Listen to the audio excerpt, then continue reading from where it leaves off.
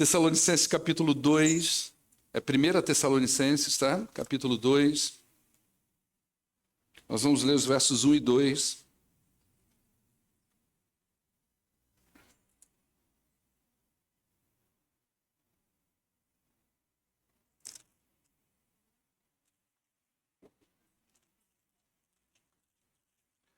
Ô, gente, hoje de manhã a gente falou do Falcon, né? E o Tom tirou a foto. Eu pedi o Tom, cadê o Tom? Tirou a foto do Falcon, né? E nós colocamos ele lá no grupo de membros, porque hoje tinha muita gente aqui que precisava conhecer o Falcon. Gente que não conhecia, o Falcon parece contigo, viu? Só que ele tem o olho azul. Até tá falando pro Tom, pintaram o olho do Falcon de azul. Faltou. Ele não parece com ele? É a barba, né? É. Não pode molhar o cabelo não, que cai. Eita, nós. Vamos lá, queridos.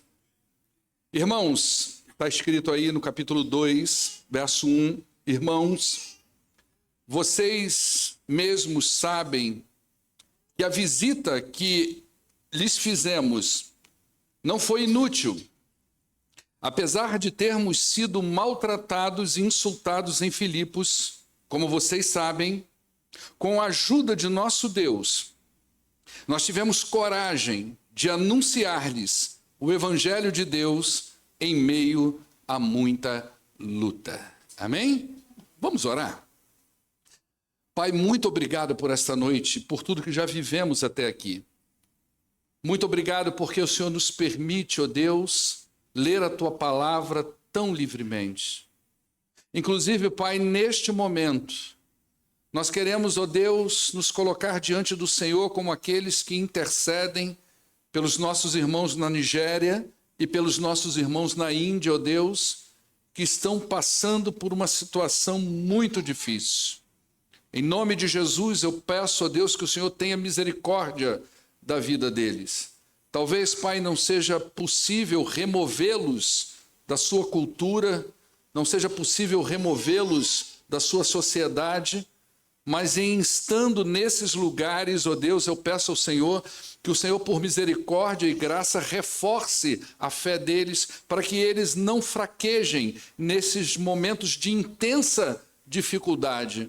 Eu peço ao Senhor que o Senhor dê a eles, ó Deus, condições de se manterem firmes e fiéis ao Senhor nesse momento. Pai, abra nossa mente aqui, na nossa igreja, o nosso coração, para a gente entender, absorver e nos nutrirmos da Tua palavra. Nós oramos em nome de Jesus.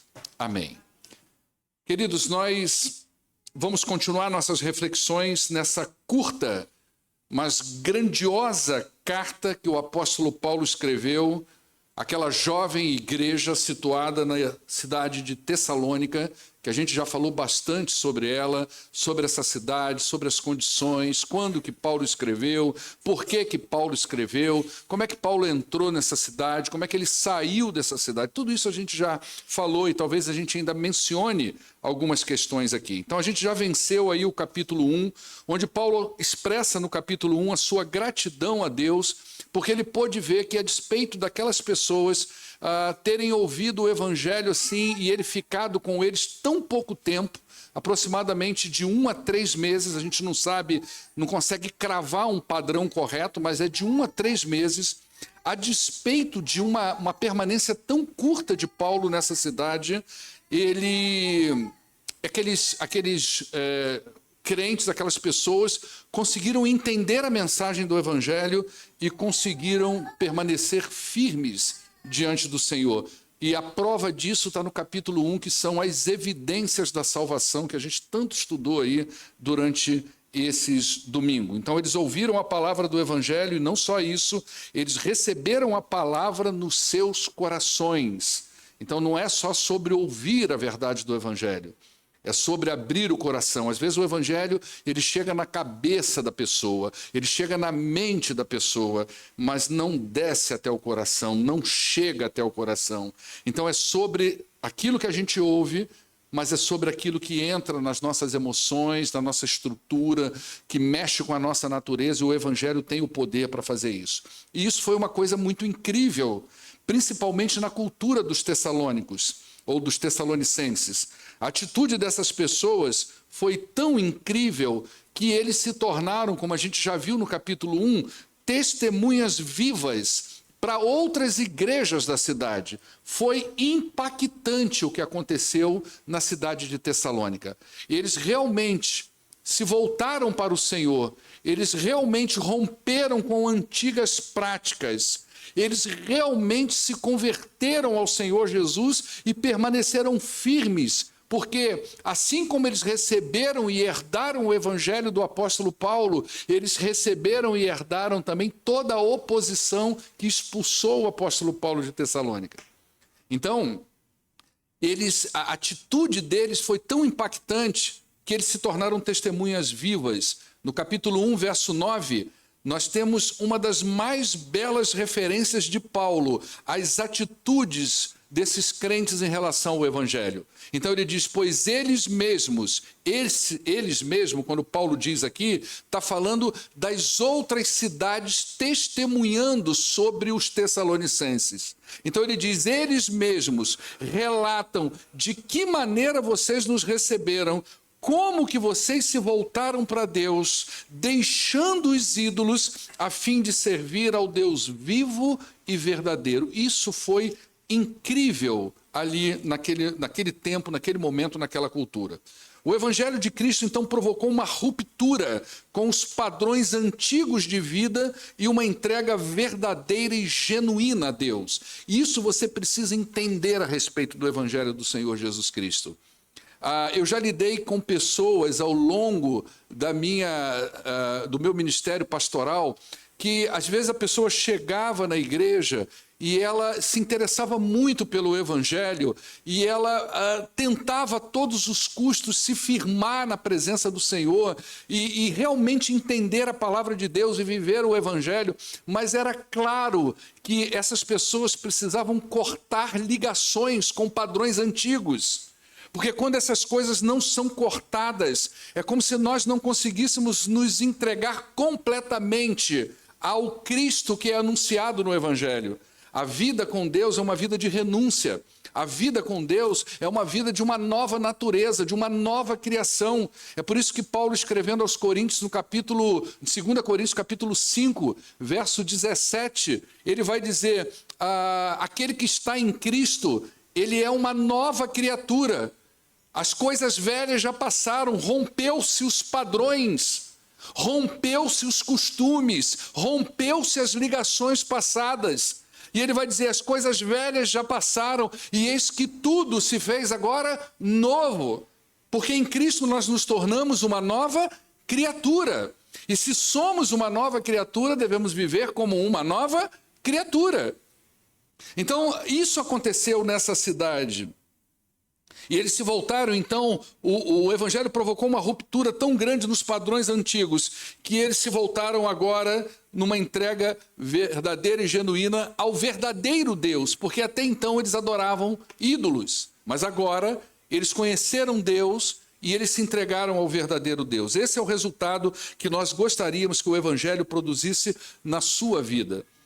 A ideia não é que você se sinta bem aqui em nosso meio, a ideia não é que simplesmente você venha a essa igreja, ouça um louvor como você ouviu aqui, maravilhoso, que toca aos nossos corações, e ouça uma palavra que de repente vai te encorajar e você queira voltar domingo que vem. Isso é parte do negócio, mas não é o fim do negócio.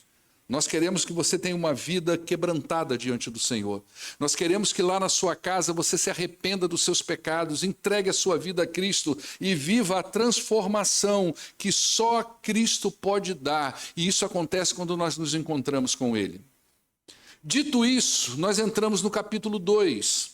E o capítulo 2, ele é uma sessão que começa no verso 1 e ele vai aí... Nossa, aqui violou tudo aqui. Vai aproximadamente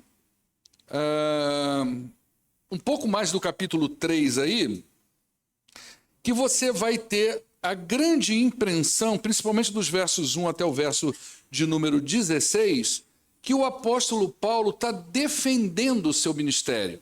Ele está fazendo uma apologia sobre o trabalho dele, e é um pouco disso mesmo. não é? Então, esse capítulo, ele é para nós, ele traz para nós, melhor dizendo, essa impressão inicial de uma autodefesa. Paulo está defendendo a passagem dele ali por Tessalônica.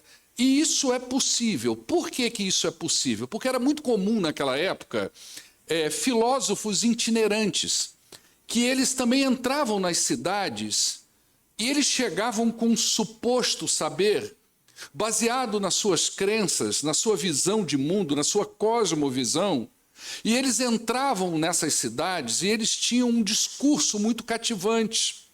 Só que o objetivo desses filósofos itinerantes era captar ou capturar a atenção do povo, se estabelecer no meio do povo e se beneficiar das pessoas, do dinheiro das pessoas, da hospitalidade das pessoas, da comida das pessoas. Então é bem possível que quando Paulo escreve aqui o capítulo 2, realmente isso esteja circulando na sua mente.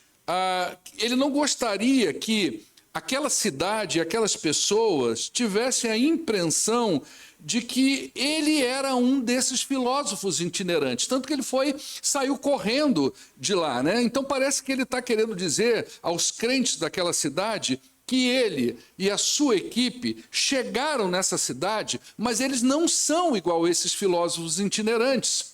Então é possível que depois até dessa súbita saída de Paulo de Tessalônica, aquelas pessoas que foram à oposição dele estavam tentando desmotivar aqueles que aceitaram o evangelho, dizendo, olha, esse cara é mais um charlatão. Ele é como aqueles que entram aqui na cidade e vêm com uma conversa mole aqui para cima do povo só para tirar dinheiro de nós. Mas, por outro lado, o que a gente vê aqui no capítulo 2, são ensinos a respeito também da nossa postura como crente. Porque se Paulo estava tentando se autodefender, ele postula algumas questões que servem para nós como modelo de vida. Como nós devemos nos apresentar ao mundo como crentes em Jesus Cristo. E todos nós devemos seguir o exemplo dele, porque todos nós também temos chamados de Deus. Já falamos aqui inúmeras vezes que todo salvo recebeu pelo menos 2 chamados de Deus. O primeiro é o chamado para a salvação. É quando nós nos encontramos com Cristo e somos tocados pelo Espírito Santo de Deus. Como hoje nós falamos da conversão de Cornélio, hoje pela manhã. Um homem religioso e temente a Deus. Um homem que dava esmola e orava 3 vezes ao dia, mas não era salvo. Porque a religião não tem poder e nem capacidade de salvar uma pessoa. Fazer orações durante o dia também não salva ninguém. Dar esmolas, fazer boas ações, também não é uma evidência concreta de salvação. Então esse homem Cornélio, que nós falamos hoje pela manhã, era um homem que, a despeito de ter todas essas questões, ele era nada mais, nada menos do que aquilo que hoje nós classificamos como amigo do Evangelho. Ele temia o Deus de Israel, ele cumpria os votos da religião, mas ele nunca entregou a sua vida definitivamente para aquilo que ele acreditava. Então, todo salvo recebe primeiro esse chamado, o chamado para entregar a sua vida para o Senhor Jesus Cristo. Cada um na sua realidade, não é? Mas recebe esse chamado. O segundo chamado é o chamado para servir. Nós não somos chamados só para salvação, nós somos chamados também para servir ao Senhor, cada qual segundo aquilo que foi chamado. Uns são chamados para serem generosos, outros são chamados para orar uns pelos outros, outro é chamado para dar um abraço amigo, outro é chamado para um ministério de música, outro para o ministério da palavra, outro para o ministério da introdução ou da intercessão e tantos outros ministérios que existem na igreja. A única coisa que a gente sabe à luz do Novo Testamento é que ninguém é chamado para nada. Isso não existe na Bíblia. Eu não posso nem dizer para você que aqui na igreja não tem o ministério de sincerar banco, porque a gente trocou o banco de madeira por banco de pano.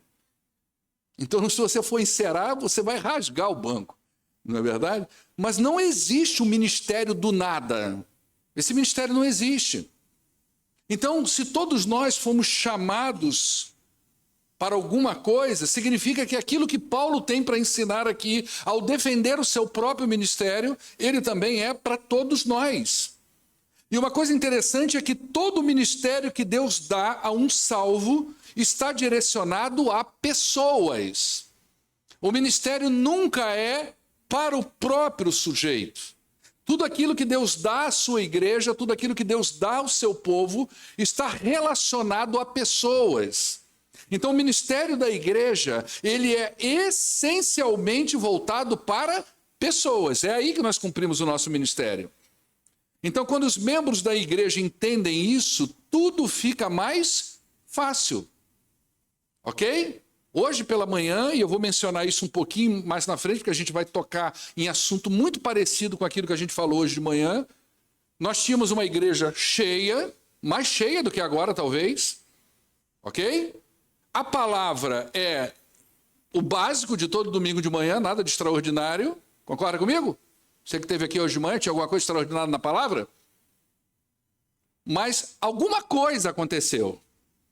Alguma coisa fez com que 80% das pessoas que estavam sentadas nos bancos viessem à frente. Ok? 80% da igreja.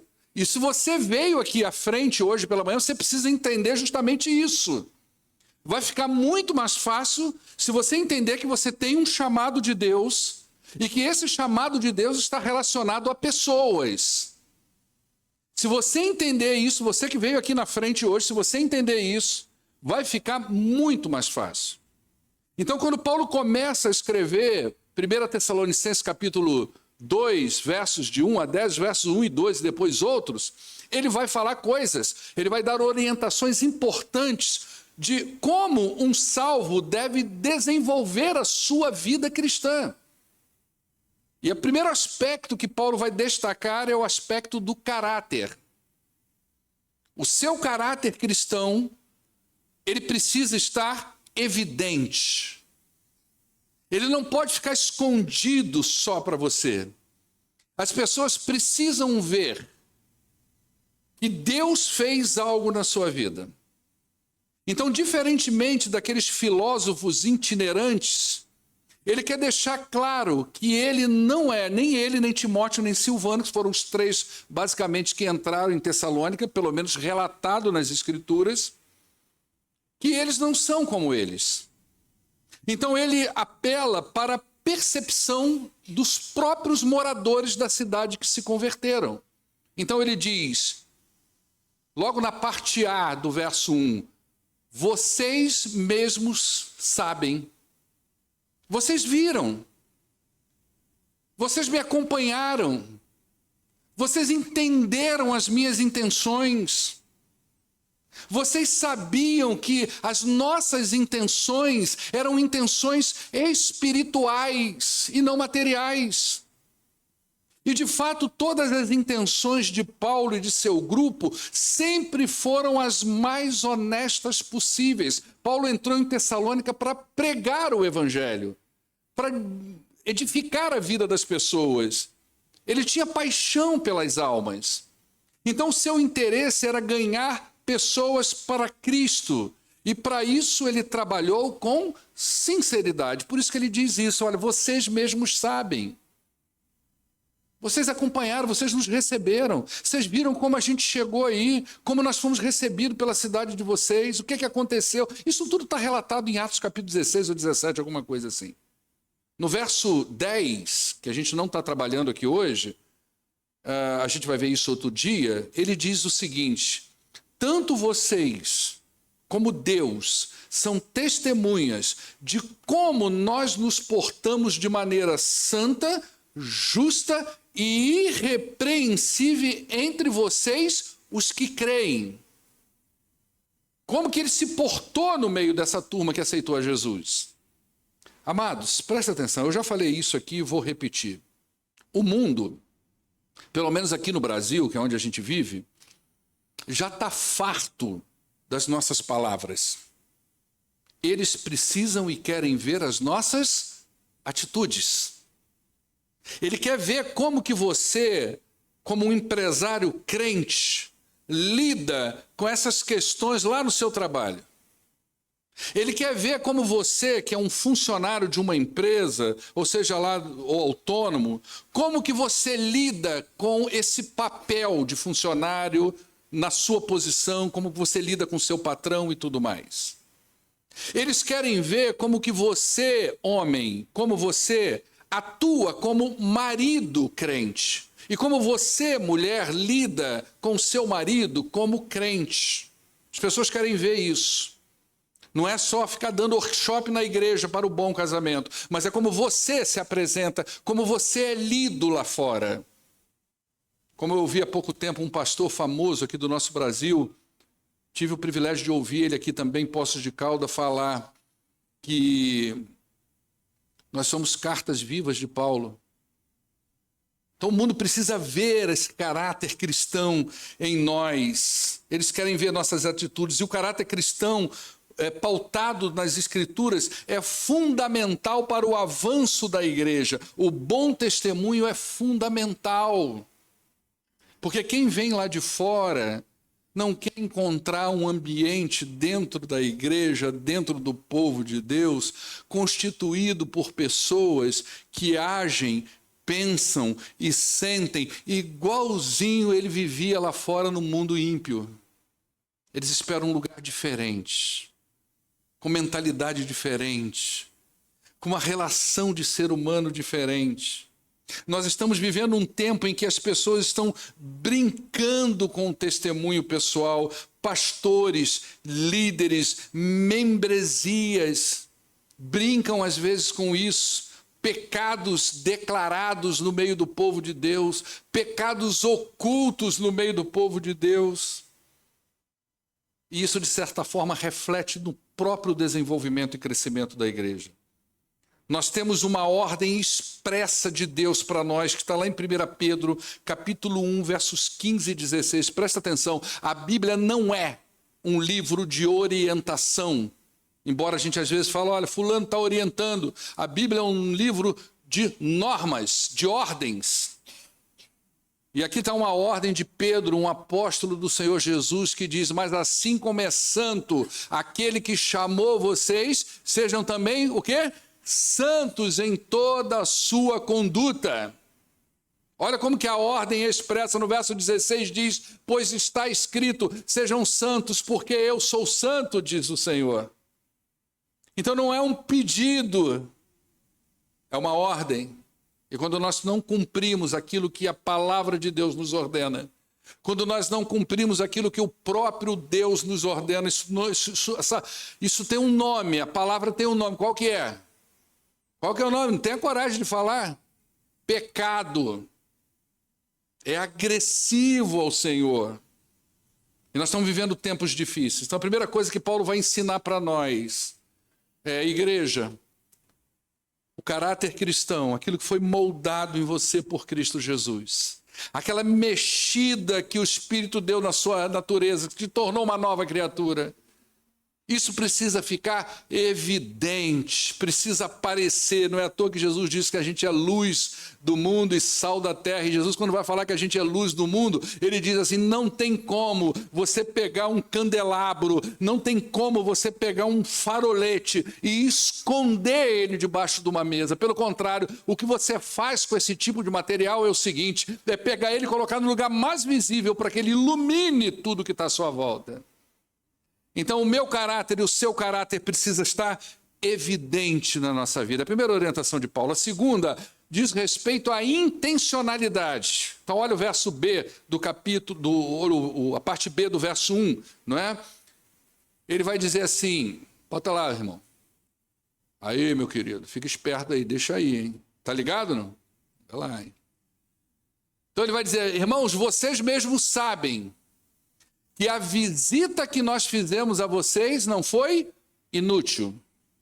Você sabe o que é intencionalidade? A gente estudou isso aqui durante umas 5 quintas-feiras agora, na época de Natal e Ano Novo. A intencionalidade é aquele movimento claro, proposital, intencional, que a igreja faz de forma coletiva ou individual, com o objetivo de tornar pessoas parecidas com Cristo. Ok? O que Paulo está dizendo assim, a nossa visita aí, meu irmão, não foi inútil. Olha o que resultou na vida de vocês. Vocês estão igualzinho a Jesus. Vocês estão igual a gente. Sabe por quê? Nós sofremos oposição, vocês estão sofrendo. Jesus sofreu as mesmas oposições e vocês estão sofrendo. Logo, não foi inútil a nossa visita a vocês. O caráter cristão produz intenções direcionadas para o reino de Deus. Então Paulo diz que a visita não foi inútil, não foi porque Deus agiu na sinceridade deles. E é isso que Deus faz com a gente. Ele age na nossa sinceridade. Por que isso acontece? É simples, porque um caráter cristão está focado em Cristo. E o sujeito age então com obediência e propósito, como Cristo e Paulo e seus companheiros fizeram. Então tem resultado.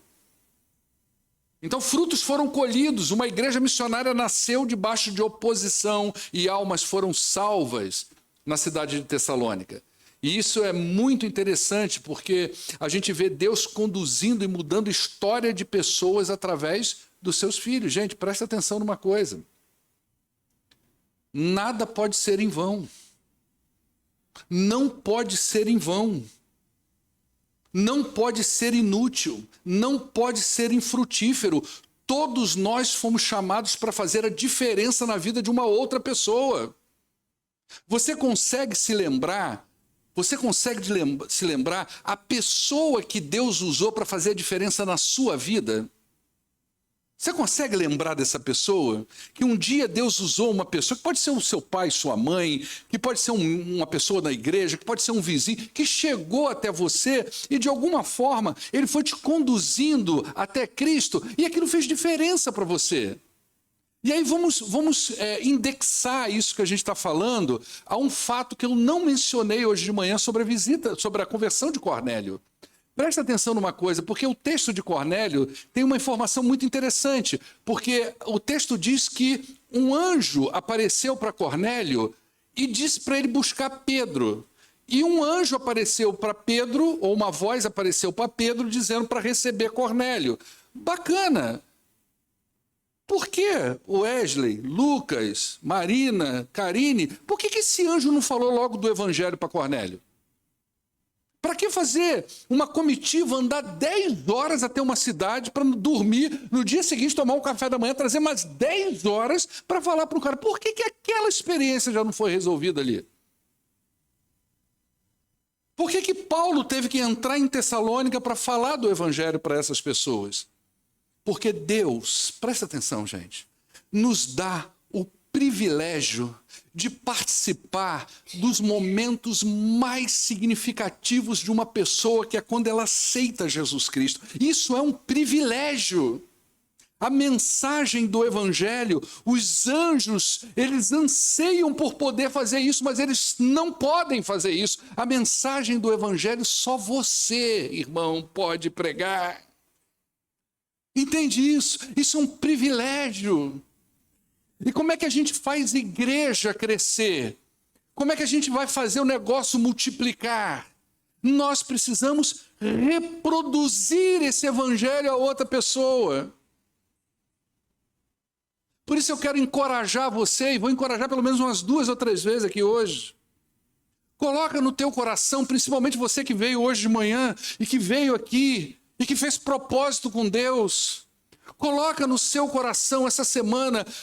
Você vai orar por uma pessoa, você vai convidar ela para vir à igreja.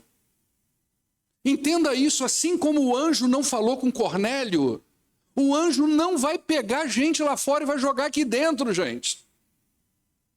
Só se aquele sujeito for um sujeito, eu vou ser calvinista agora, extremamente escolhido, é verdade ou não é, Ricardo? Não sou calvinista não, mas nessa hora, só se for desse jeito.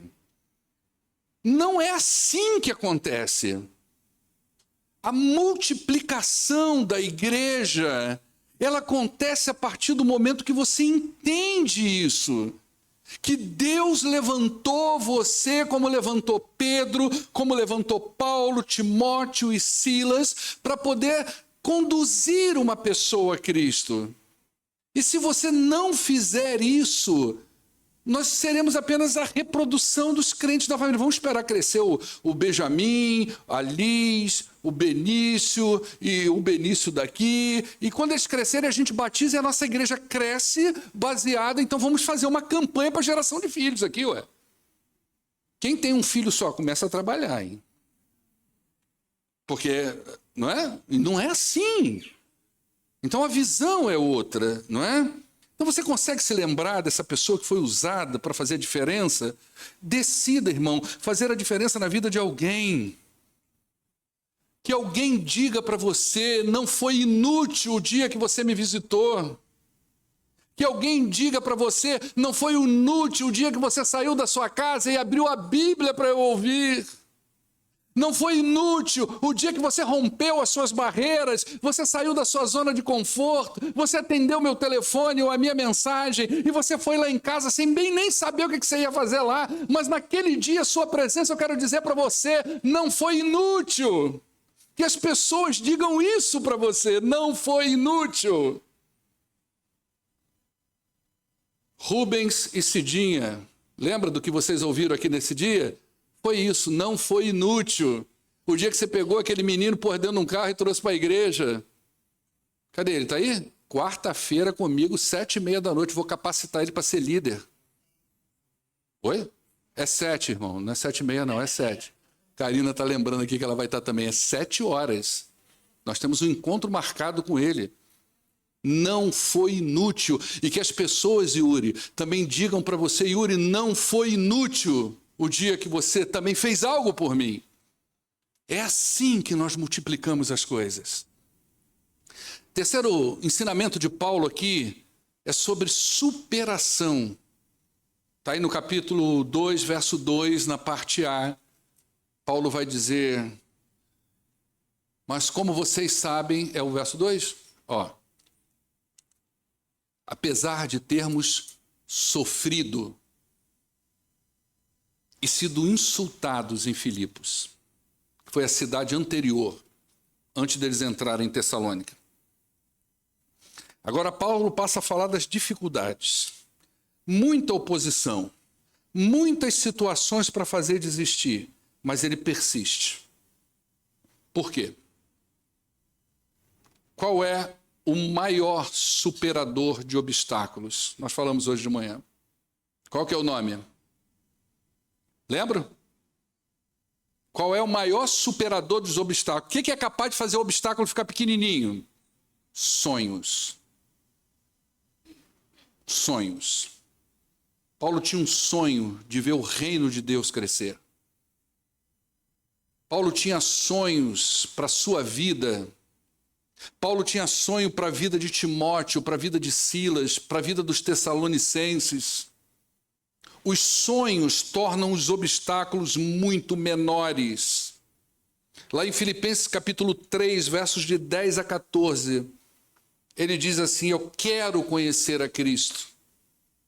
E eu quero conhecer o poder da sua ressurreição e a participação em seus sofrimentos, tornando-me como ele na sua morte, para que de alguma forma eu possa alcançar a ressurreição dentre os mortos.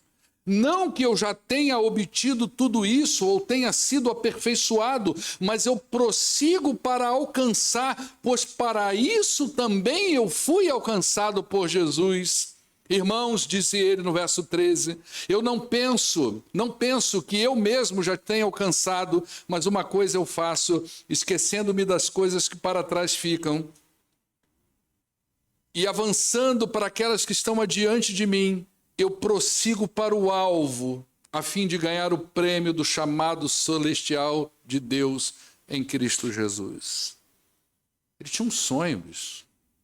Tem um momento da vida de Paulo que ele chega a dizer assim, olha, tudo que eu queria era morrer. Parece um pensamento suicida, né? Mas não é. Tamanho era o sonho dele de viver a realidade espiritual. Mas ele diz, mas se permanecer vivo vai abençoar a vida de vocês, eu vou ficar por aqui mais um tempo.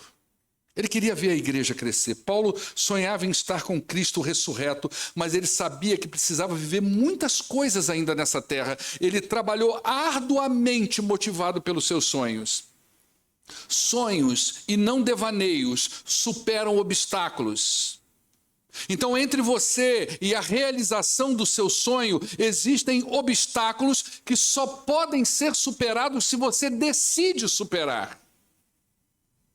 Por isso eu gostaria de encorajar você a não sonhar apenas os seus sonhos hoje, mas sonhar os sonhos de Deus. E eu gostaria muito que você pensasse agora, se você conseguir fazer isso, como seria uma igreja segundo os sonhos do Senhor Jesus. Imagina que você saiu da sua casa hoje e disse, eu vou lá para a PIB. E aquela PIB lá é a igreja dos sonhos de Jesus. Como que é essa igreja? Talvez seja uma igreja que influencia as pessoas.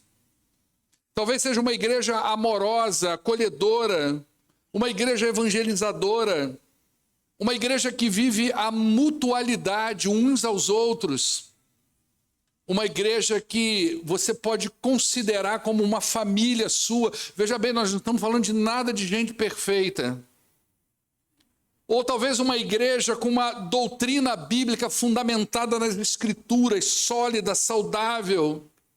Uma igreja que edifica a vida das pessoas. Uma igreja que você chega aqui e vê o mover do Espírito Santo na vida das pessoas. E aí, Vanilce, já estou te desafiando para o segundo testemunho, que é quando você vai falar o que rolou. Amém? Recebeu aí? É isso que a gente quer ver. O Espírito Santo de Deus se movendo nas famílias.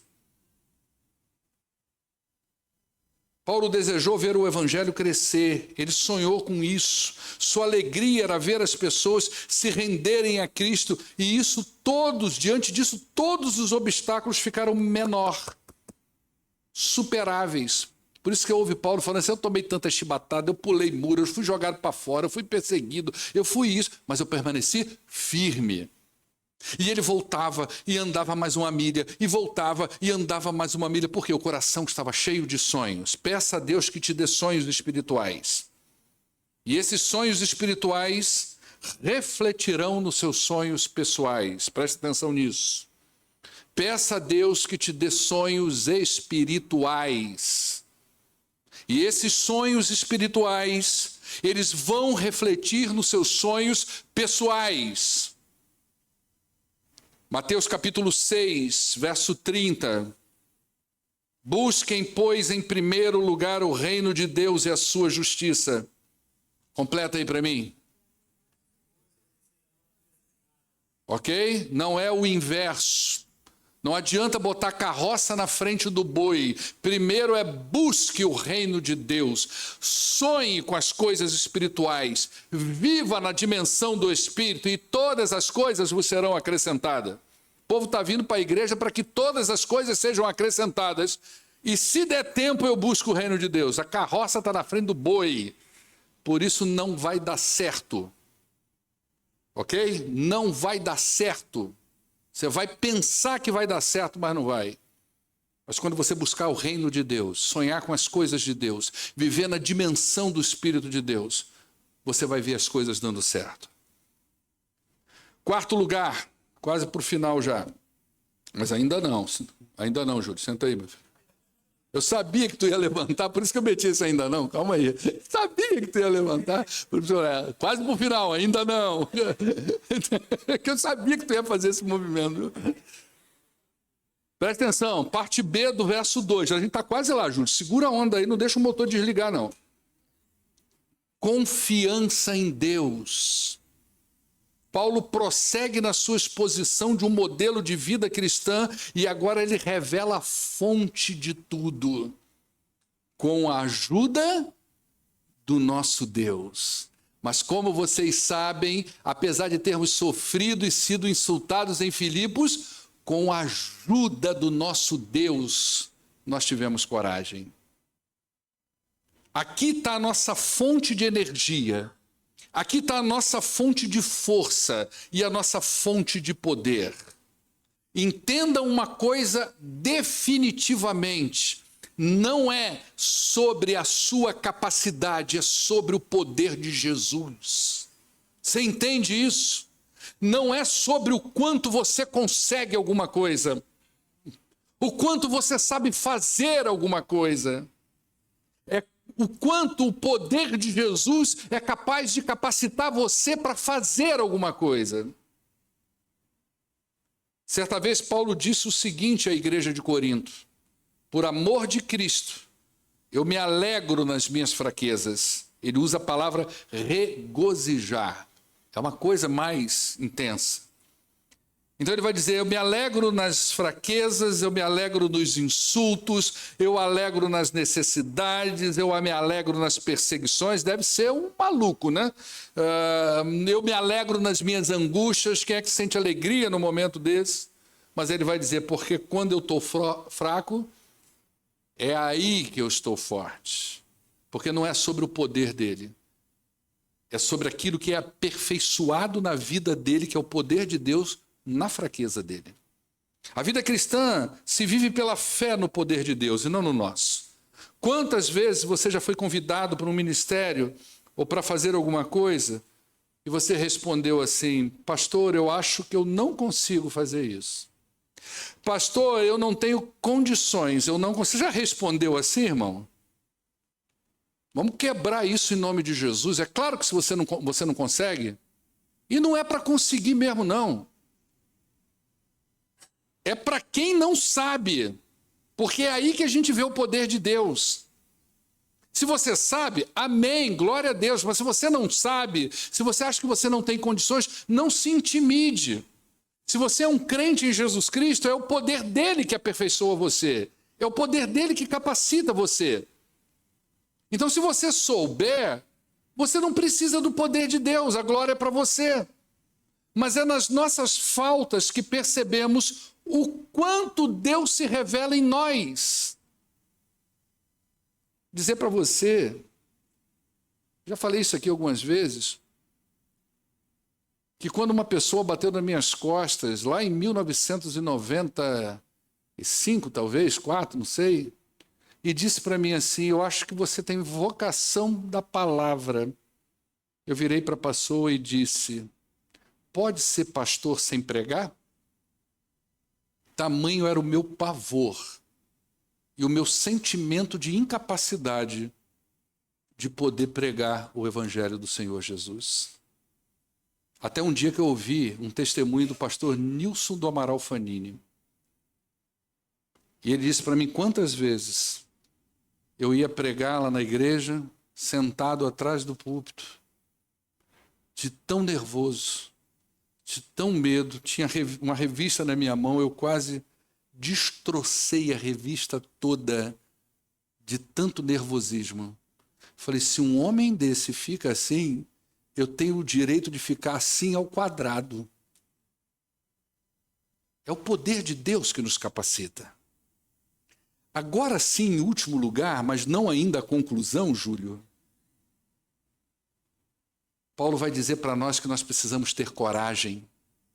É no poder de Deus, disse Paulo, que nós tivemos coragem de anunciar-lhes o evangelho de Deus em meio a muita luta. Sabe o que ele está dizendo? Não é que eu seja um homem corajoso, pelo contrário, eu sinto medo, mas confiante e encorajado pelo poder de Deus, eu faço o que precisa ser feito para a glória dele. Então, irmão, presta atenção numa coisa: vai com medo mesmo. É desse jeito. Pastor, eu tenho medo de assumir esse compromisso, eu tenho vergonha de falar do evangelho. Vai do jeito que você está. Tem que ir desse jeito. A gente olha para a vida de Paulo, acha que ele é um super-homem, que ele entrava nas cidades, vou encarar todo mundo. Nada, estava com o coração ali pilhado de medo. Mas com medo mesmo vai. Ele encorajando o seu fiel discípulo Timóteo, lá em 2 Timóteo capítulo 1, versos 6 e 7, ele diz: por essa razão eu torno a lembrar a você, Timóteo, que mantenha viva a chama do dom de Deus que está em você, mediante a imposição das minhas mãos, porque Deus não nos deu um espírito de covardia, mas de poder, de amor e de equilíbrio. Medo é um mecanismo de defesa que Deus nos deu, mas ele não pode nos tornar covarde. Eu já falei para vocês do meu medo de dentista, não já? Eu tenho pavor daquilo. Também. Mas dentista é terrível. Cachorro, mais ou menos. Mas não gosto de cachorro me roendo a canela. Mas eu vou assim mesmo. Por isso eu me sinto muito mais corajoso de quem não tem medo. Vou lá, abro a boca, me torço tudo e vou lá. Chego ali para tirar sangue. Tá tudo bem? Tá nada. Morrendo de medo. Medo é normal. Covardia não. Ok? Você precisa de coragem para ser crente. Uma coragem que não é sua, mas do próprio Deus. Coragem em meio às lutas. É isso. Essa é a palavra que Paulo usa aqui. É uma palavra usada muito no esporte. É aquela ideia de que eu vou para uma competição, eu tenho muitos obstáculos, mas eu vou superar esses obstáculos. Agora sim, para concluir, Júlio, pode se levantar e, por favor, comece a tocar esse negócio?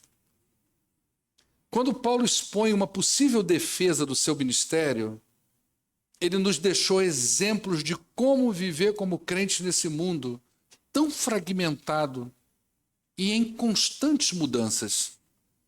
Então ele vai falar, como nós falamos aqui, deixa o caráter cristão ser evidente em você. Deixa as pessoas ver que Cristo mudou a sua vida. Seja intencional naquilo que você faz. Que as pessoas digam para você, olha o dia que você se aproximou de mim. Cheio de más intenções, vamos dizer assim. Não foi inútil.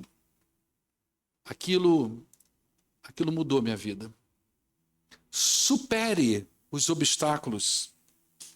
E você vai superar obstáculos quando você está grávido ou grávida de sonhos espirituais. Fica muito mais fácil. Confie em Deus. Paulo ensinou isso para a gente aqui. Confiança em Deus. É sobre Deus. Viu, Ricardo? Ok, Yara? É o dia inteiro lá, no meio daquele milharal lá que eu já falei que aquilo é. Vem para cá no sábado trabalhar, cansado, é aula de escola bíblica. Será que eu vou dar conta? É no poder de Deus. É no poder de Deus. E isso é para todo líder de ministério. É no poder de Deus. Confia. Confie em Deus. E tenha coragem de viver o Evangelho.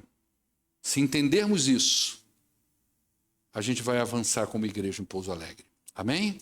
Vamos ficar de pé. Vamos adorar o nosso Deus.